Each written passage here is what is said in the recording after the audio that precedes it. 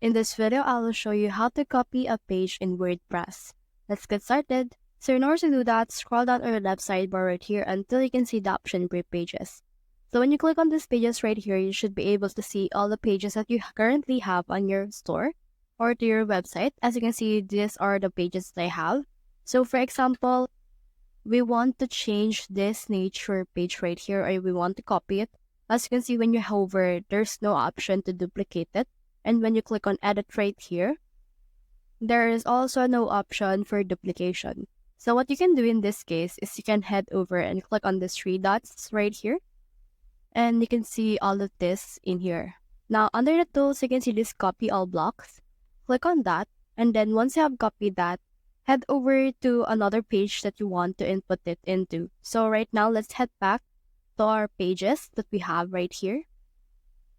And now in here, let's create a new page that will be the duplicate of nature. So click on the add page that you should be able to see from in here. Click on this. And then once you have done that, it will open this add new page, which will be your block editor.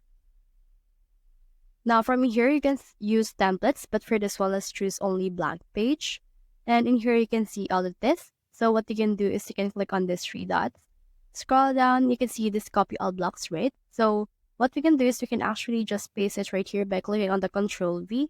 Now as you can see, the nature has been copied in this particular page. So you can just title it however you want. It can be copy or it can be anything that you want it to be. After that, click on this publish option, you should be good to go.